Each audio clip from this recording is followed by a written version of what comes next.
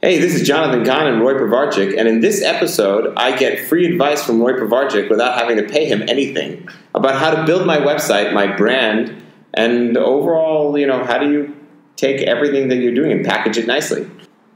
So basically, in this episode, I get ripped off. Jonathan gets a new website, and you all get, I think, not creative, but strategic advice on how to build your brand and your website. And Jonathan owes me money.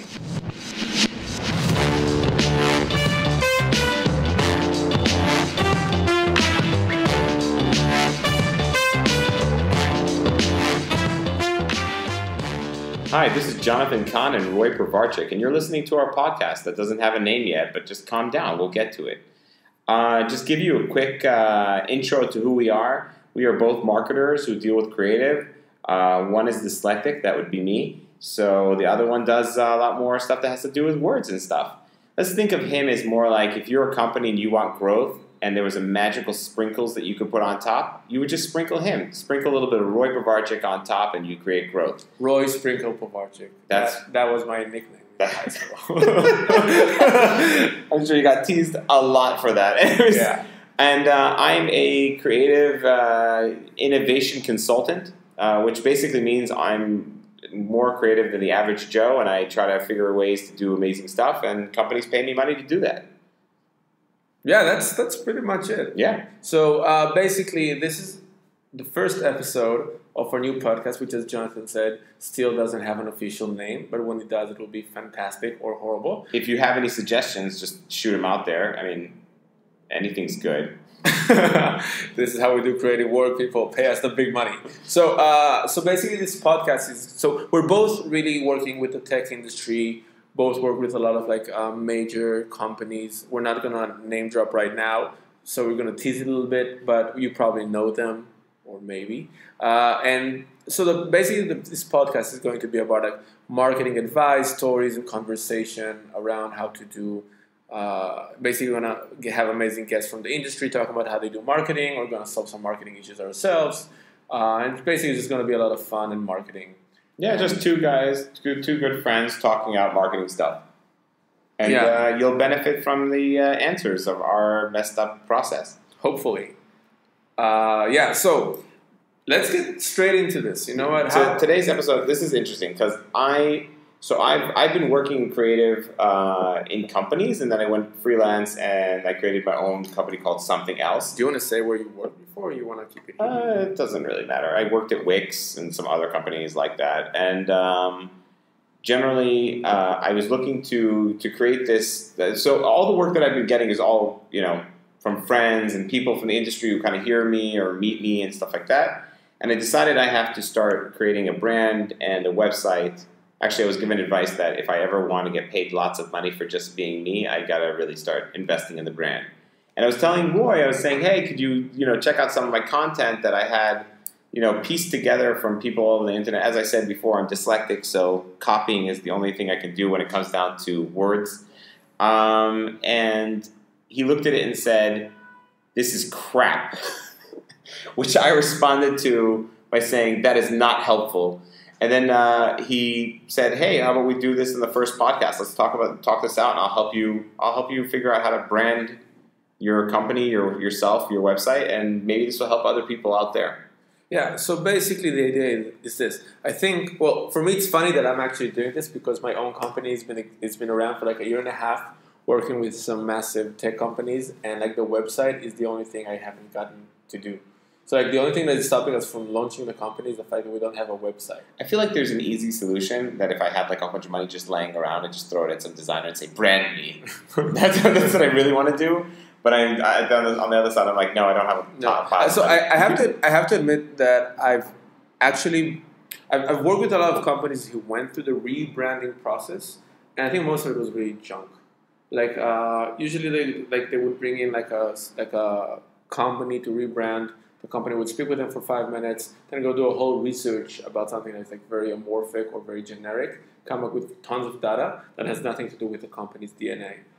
I think it's very hard to do a really good branding or rebranding process because I think it actually involves really, really going deep into who you are, who your clients are, what your product is, and who you are in your DNA.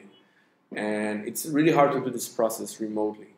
That's what I think. Yeah, I can understand that. That makes a lot of sense but in my situation, it's even more weird because it's not only just getting when you have a company and it has employees and people working there. At some point, it starts creating its own kind of vibe, its own kind of like direction. I disagree.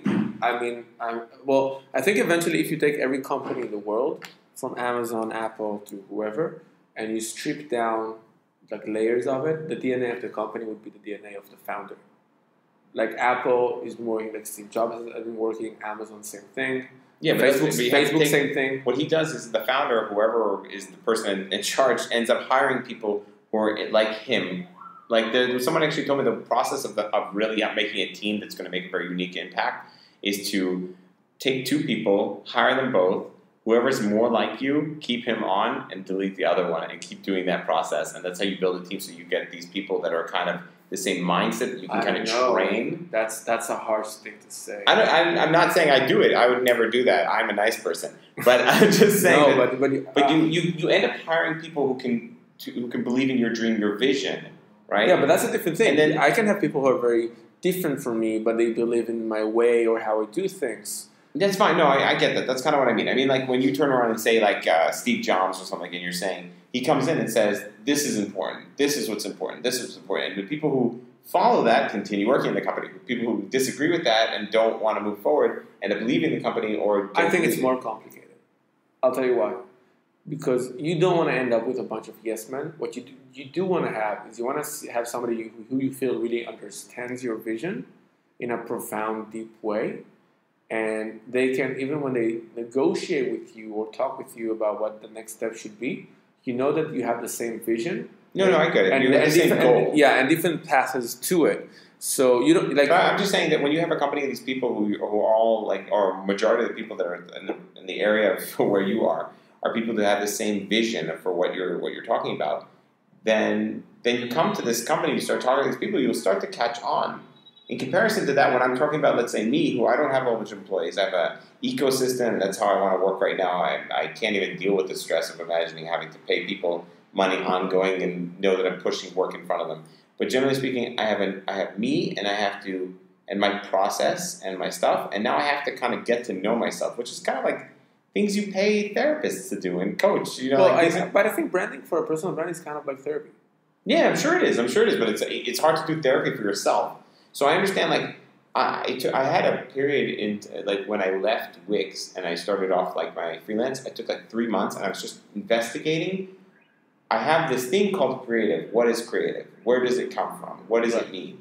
And I started, like, going into all the details and I came up with this idea and I was like, okay, representation is a visual, would be a triangle with a line going through it from the top all the way down and a little circle on the bottom. And I was like, oh, sweet, I'm so happy I came up with this idea. And I turned around and I even said to my wife, I'm getting a tattoo of this. And then when I drew it on a piece of paper, she goes, oh, isn't that from Harry Potter? That's the visibility cape, the wand that controls them all, and that fucking stone. And I was like, shit, that's what Harry Potter is all about, creativity. I wish you would have never spoken to her and you got in that tattoo, because what I really want you is to come up here and say, like, hey, dude, so this is my vision. Yeah. Like, take off your shirt or whatever, have this huge tattoo on your back. I'm like, oh, is that Harry Potter? That's Harry Potter. I'm like, no. Yeah, it's been drawn in the books. It's all over the internet. I'm like, shit. We have a friend from high school. When we were in high school, he went out and he wanted to do like a phoenix tattoo all over his back. And we have a friend who's like an amazing designer, drawer, like a unique person. I think he's working for Playtika now. Anyway, so he started drafting and doing this awesome thing, and that our friend was like impatient. So he's like, you know, fuck it, I'm gonna do it. I have this drawing that I saw online. I'm gonna take it and I'm gonna do it. And he came back, and you have this.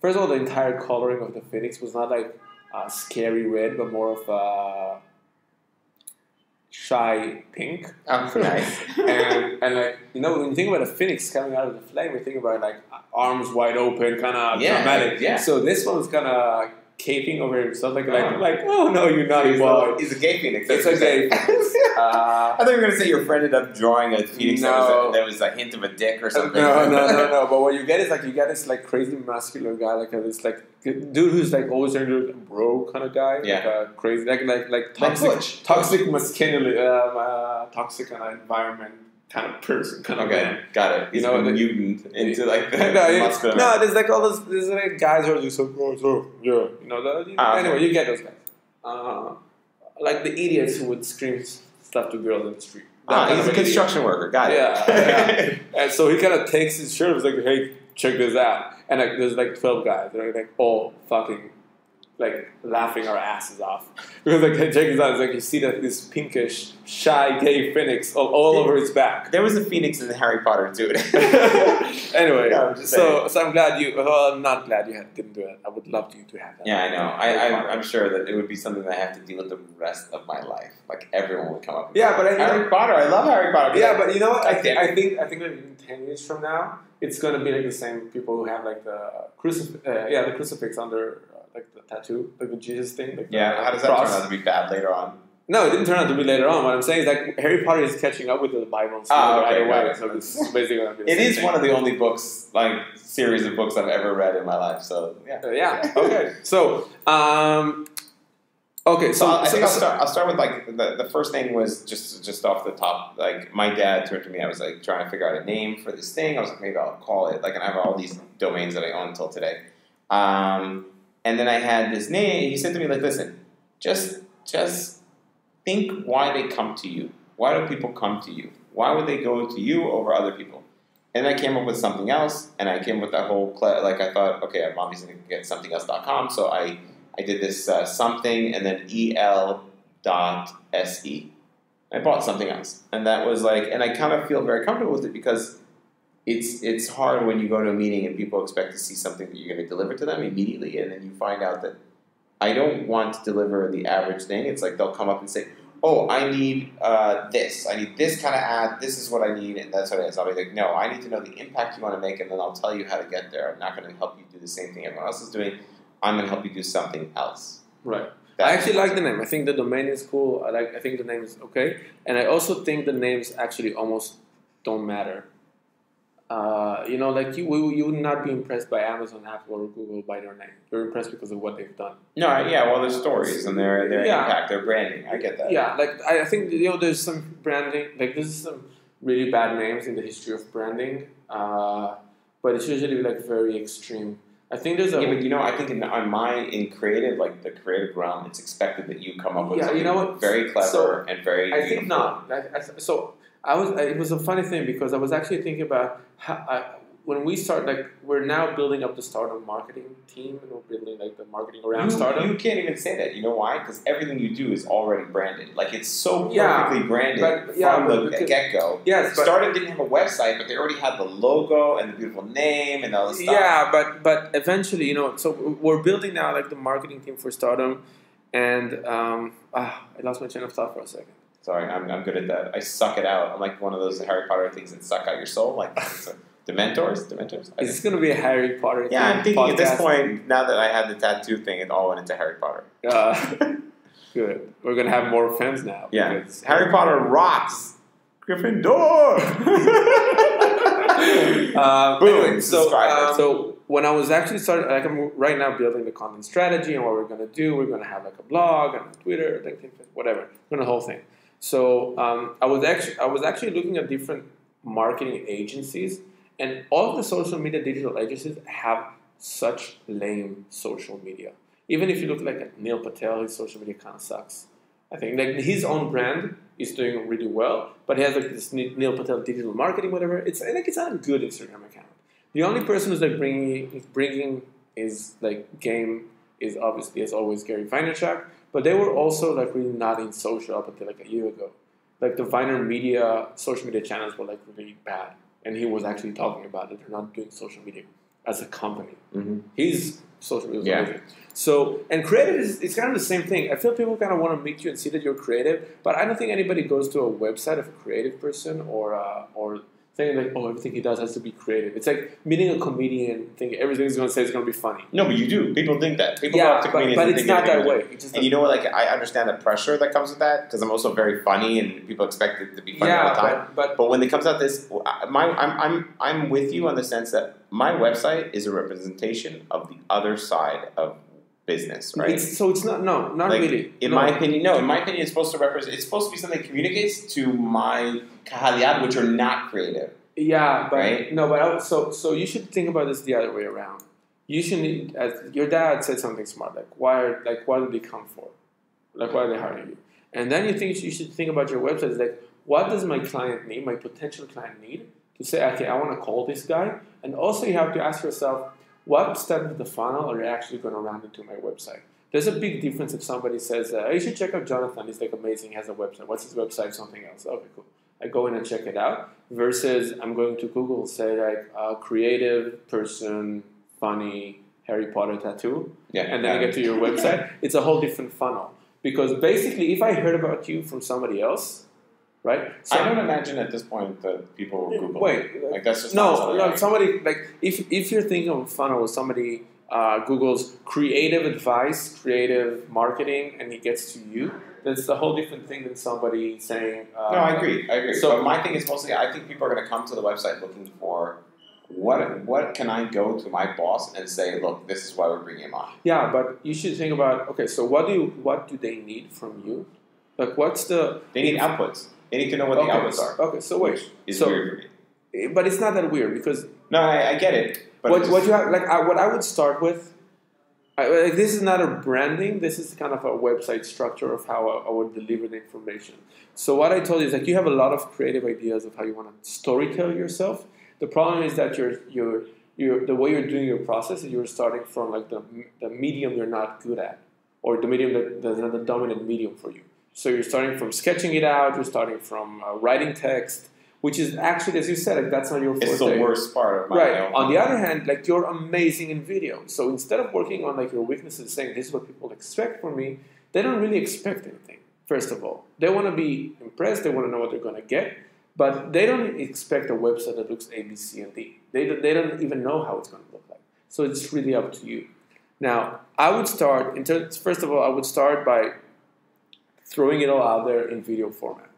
You're amazing at video. You can riff and jam on what you do so long. And what I would do next is one of two things. I would either listen to it myself and write points, which I think were like really good points from what I just said from the jam session that I had. Mm-hmm. Or that I would actually get somebody else to kind of summarize this, like a copywriter, say, hey, listen, we need to take this and turn this into like my offer and what I do, and then give that to somebody who can kind of start working with words for it. That's the one thing that I would do. Second thing is I would ask, okay, what do they need to know? Or I would go back to every sales conversation that I ever had or marketing conversation that I had where you have to pitch yourself, and I would ask, what did I say? What did they ask me?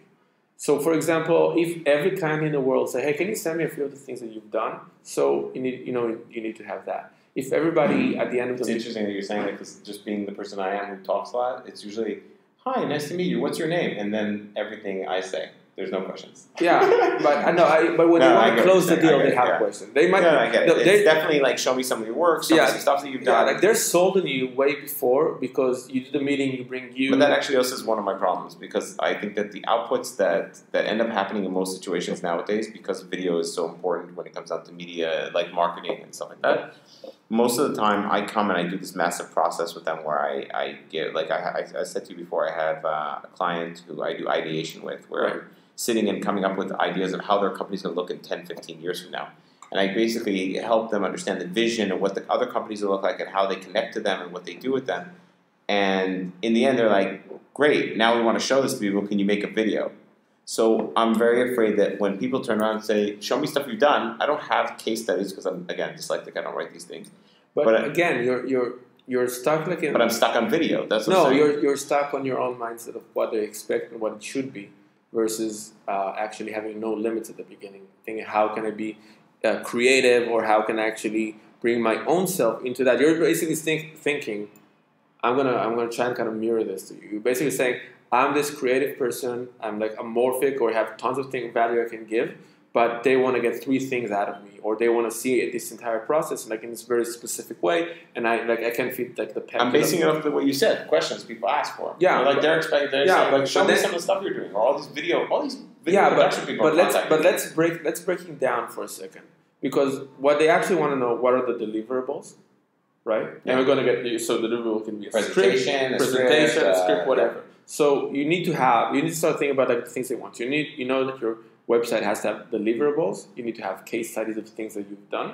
And I think that for a lot of them, what's really important is the process. Like, and you're also saying, like, my forte is the process. Because I'm not just saying, hey, let's do something crazy and fun. You go out and you understand the company, etc. So I think you have these 3 things they want from you. You have you in the DNA, and you have to bring them all together into how you storytell what you do. And you shouldn't be afraid of, like, how do they consume it? What format are they expecting? If you want them to not be only focused on video, so when you do case studies, and you should have case studies, again, your case studies can easily be a YouTube video. If you're saying, so this was the case, that's what they wanted me to do, and I want to show you the outcome now, and show the outcome.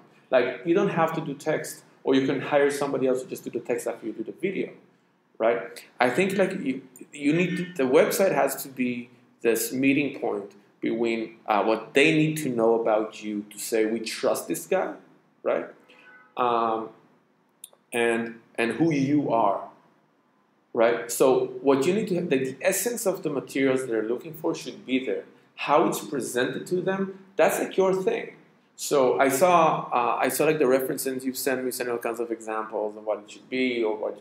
So first of all, mostly those references were like, besides design, which was just something that I had this thing in my head. Most of the references I sent you were websites that are offering innovation consulting. But and I was saying, okay, this is how they represent it and get more work. Yeah, but again, this is like thinking backwards. It also, by the way, this whole me turning around and saying I want to focus on my website right now was, there's this amazing woman that I worked with at Wix. Her name is Valerie Khalifa. She's amazing. Big shout out to Valerie, by the way. Yeah, super amazing shout out to her. She left Wix and she got a position now as a CMO in a different company. She worked with me on insane projects all around France, through French market, right? And we did amazing work, and she really enjoyed working with me. She's now the CMO of a different company. She sends me a message the other day. Do you have a website or something that has all the services that you do, so that she can go and utilize it and pitch it and bring it to the next person? Yeah.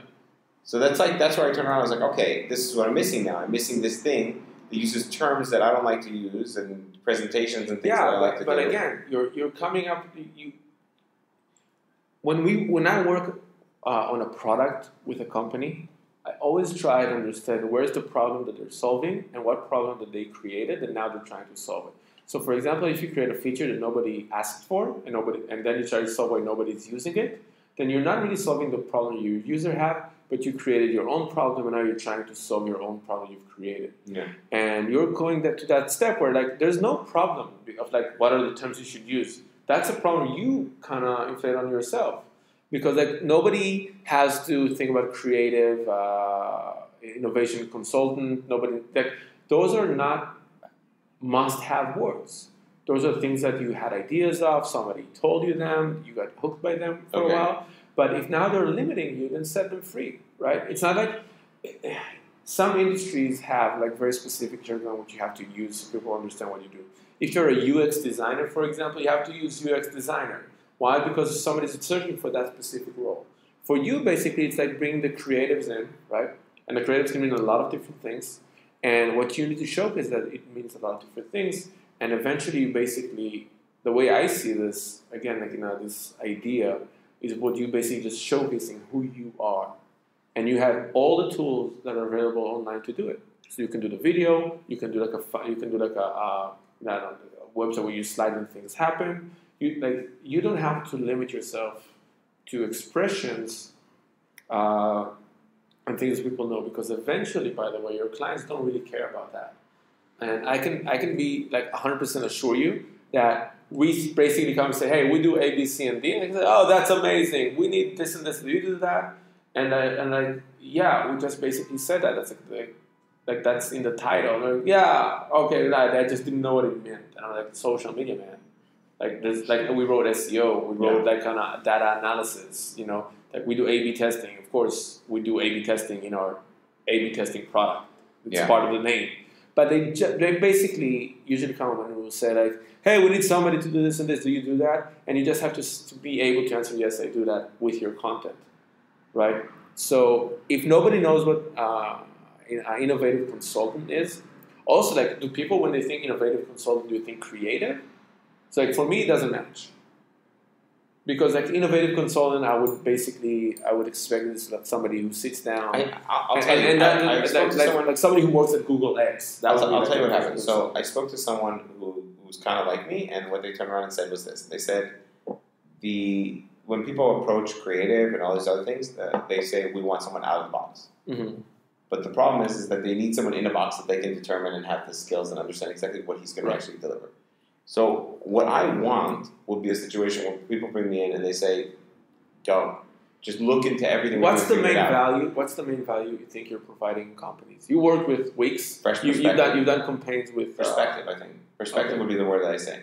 Yeah, nobody has a business goal called perspective. No, I get that, but that is the value. The reason why I go so vague is because I want to have access to the marketing. I want to have access to the product. I want to have access to whatever I feel that will help them gain the goal that they think about every part is like a foot in the door, right? So let's say it this way. That's why I'm using innovation consultant, just to be able to put the foot in the door. Yeah, but when I sit with people today, I'm getting business based on the fact that I go and I sit with people and I say, "This is who I am. This is what I've done."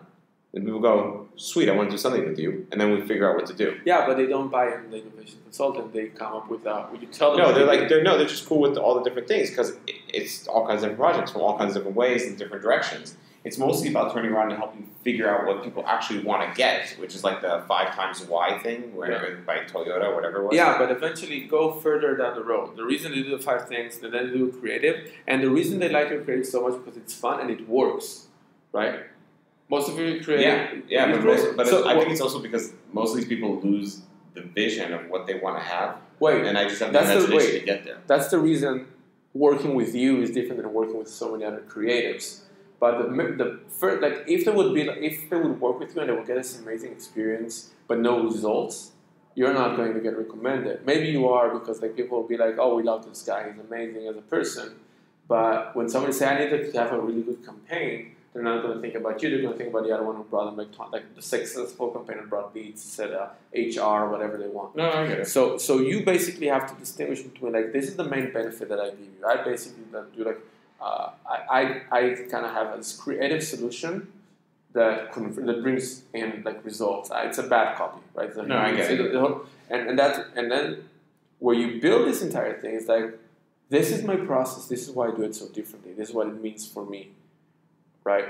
For me, I really think it's interesting what you said about how, in some way, by creating this, I've created the problem, which is interesting. I've created the problem, and now I'm basing most of my energy on trying to solve the problem. So we started this conversation before we started. You showed me because this is basically the draft that we have for the website, and I don't care about the draft because the draft is already placing you after it's training you without having to train you. And I think what you should be focused on is like when somebody says, "Hey, can you send me a website?" What do they actually want to see? So they want to see deliverables, meaning like work that you've done, right? And they want to see your process. They want to kind of get who you are, right? Like your style, and they kind of want to understand what do they get. So and who you work with. That's basically the only thing they really care about. If you go to like websites of cinematographers, for example, I think I saw this on one of the YouTube spoiler videos for Avengers 4, like the one that they kind of analyze what's going to be in the movie that hasn't been made yet. Yeah.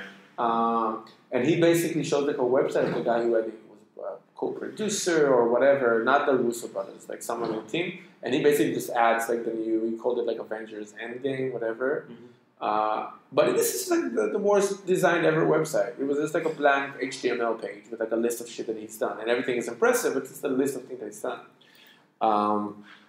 So I think that basically as long as they get the information they need, everything else is kind of something you do for your ego or for your brand as a brand. But the first reason you do this is because you want to bring more leads, you want to bring more sales, you want to support. You know what? You don't want to bring more sales through it. Probably you want to support your sales cycles through it. You know what I mean? Like I don't think that at this point you're expecting that will be your main lead generation. No, but you know that it's supposed to support your sales effort, right? So you can send something. You can so when people say, "Hey, can we see some stuff?" Just go to my website. Exactly. So you know what they need from you. So this is where you need to focus. And I don't think you need to have a different. Like I would not even call this at first step, maybe, or maybe you already have enough information and you know this good enough, well enough. Is that the packages thing has to come up with something that is a process. So, for example, if we do video ads, I know it's not the main product, but it's easier to grasp.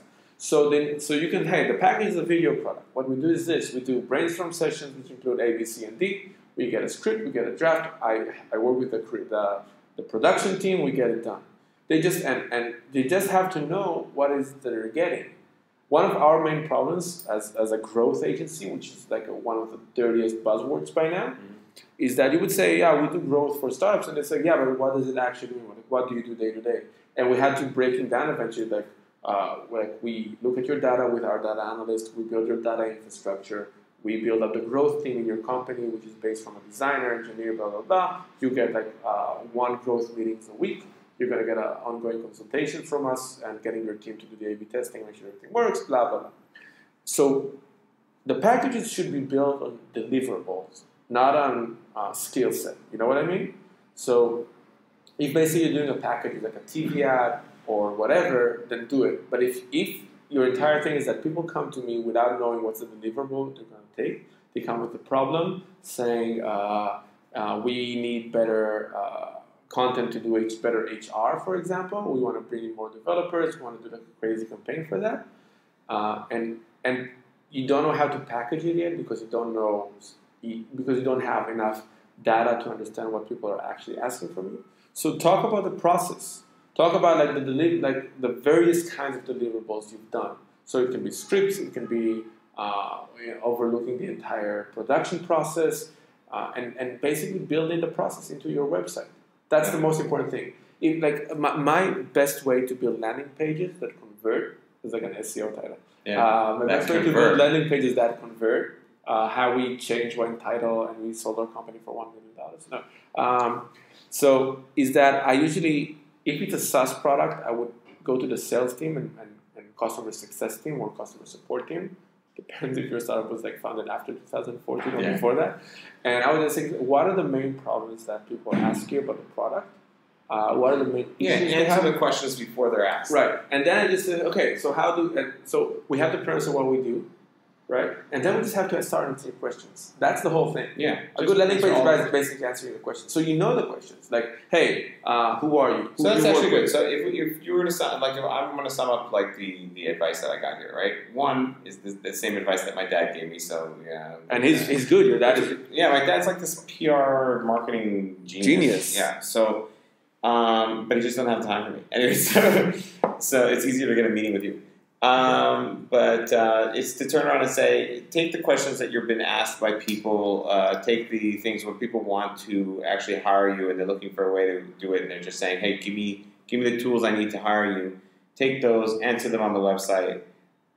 Don't create terms and stuff that you'll have to invest tons of time to educate the market now what an innovation consultant is. Try to keep it simple, keep it straightforward. And being that I'm branding myself rather than the company, or I am the company, just being me. Like take the formats and things that I feel comfortable with dealing with, which is not text, and just put it out there. And if you do need to work, I think you will need to work with text. Yeah, definitely for SEO and stuff like that. I'll just take the video that I have and just... And also because when people skip through a website, they don't necessarily want to see a 10-minute video. They might just want to see some headlines, etc. But take the videos, get somebody like a copywriter to transfer that into text. Sure. Right? Yeah. So remember that eventually you have to understand what's the role of the website, and you have to ask yourself, what can I tell my audience or my clients that's what do they need from me? That's it. Super simple. So simple, yeah. No, and the last thing that I want to Could have done say. this podcast like a month ago. I would have been set. The one thing that I will add is that in terms of like branding, logo, color, etc., I would just say choose the style that resonates with you the most personally. Just to be happy to push it everywhere. Kind of like that. Yeah, you know, like that's the best thing about our marketing, which you say that it's already done, is because I know my secret is that I'm not a good designer, for example, but I do a lot of the design myself. I do like a template with a real designer, and I create a branding book with a designer really early on. And my only instruction to that person is I'm a horrible designer and I will need to design a lot of things.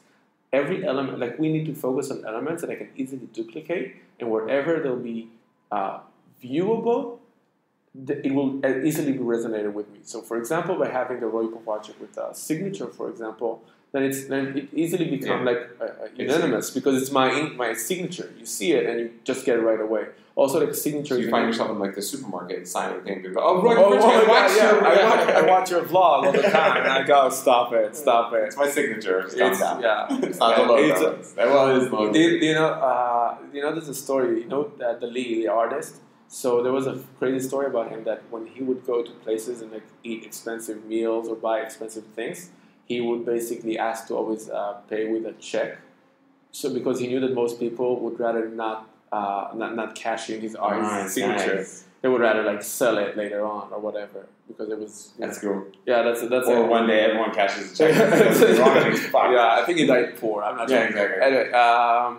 So go and especially with personal brand, just bring in your DNA as much as possible. Check the colors you like, the styles you like, and you should only look at your competitors so far, right? Like your competitors are doing their own thing. You should do this just so you'd be aware that you're not doing the same thing, thinking you're different. Most websites aren't amazing. We don't know how they convert. We don't know how those companies build their brand. We don't know if that's their main channel. So, like looking at them and saying, "Oh, they're doing something really good." It's just what makes you feel never know. Yeah, you just have to have a personal brand that really resonates with you. And for me, the difference between Roy Kovacic, Stardom, and a new company that I can't say the name yet. Okay. Unnamed. Unnamed. They have a name. It could be a podcast that's unnamed. So for me, Roy Kovacic was the easiest one because I sat with our social media /designer at the time, Sophia, which we spoke about, we used to manage the Instagram as well, etc.